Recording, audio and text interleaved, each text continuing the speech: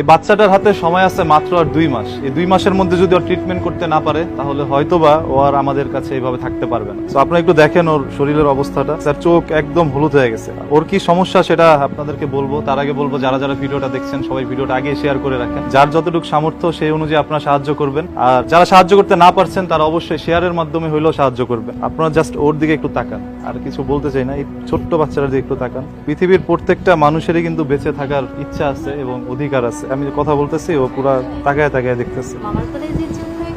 এই হচ্ছে ওর আম্মু। ওর হচ্ছে ডক্টর বলেছে ওর লিভার ড্যামেজ, ওর জন্মগতভাবে হচ্ছে পিত্তনালী ব্লক ছিল আর কি, যেই কারণে শরীর থেকে যে জন্ডিস বা পিত্ত আছে সেটা বের হতে না পারার কারণে আস্তে আস্তে লিভারটা ফুল ড্যামেজ হয়ে গিয়েছে। এখন হচ্ছে ওর লিভারটা ট্রান্সপ্ল্যান্ট করতে হবে। এটা কোথায় করবেন? আমরা হচ্ছে অলরেডি একবার ইন্ডিয়ার চেন্নাই নিয়ে গিয়েছিলাম। ওর যে প্রাথমিক ট্রিটমেন্ট বলে ওটাকে হচ্ছে ডক্টরি ভাষায় কাসাই সার্জারি বলে, যেটার প্রিপারেশন নিয়ে আমরা গিয়েছিলাম করানোর জন্য, বাট আনফরচুনেটলি ওটার সময় ওর পার হয়ে গিয়েছে। ওর রোগটাই ধরা পড়ে আমাদের 3.5 মাসের সময়, আর ওটা করাতে হয় 45 দিনের মধ্যে।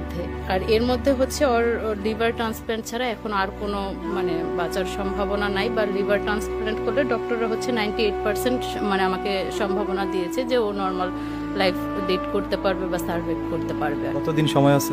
ওর হচ্ছে 1.5 মাসের মতো সময় আছে। ডক্টর অলরেডি আমাকে বলে দিয়েছে যে এরপর গেলে উনি হচ্ছে আর কোনো কিছু করতে পারবে না বা আমাদের হাতে আর কোনো চান্স থাকবে না। কত টাকা দরকার?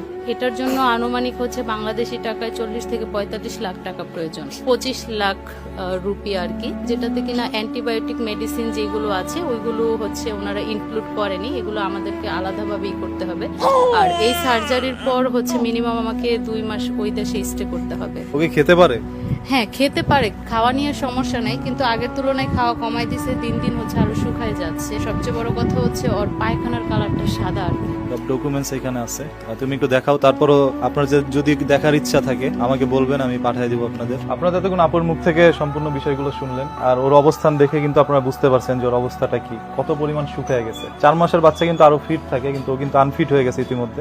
আপু একটু ওর পেটটা দেখাতে পারবে? হচ্ছে ডক্টর বলছে আম্বিকাল হার্নিয়া আর কি, ঠিক হয়ে যাবে সার্জারির পর আর কি। আর এখানে কিছু বলার নাই, আর বিশ্বাসের জায়গাটা হচ্ছে আপনাদের কাছে।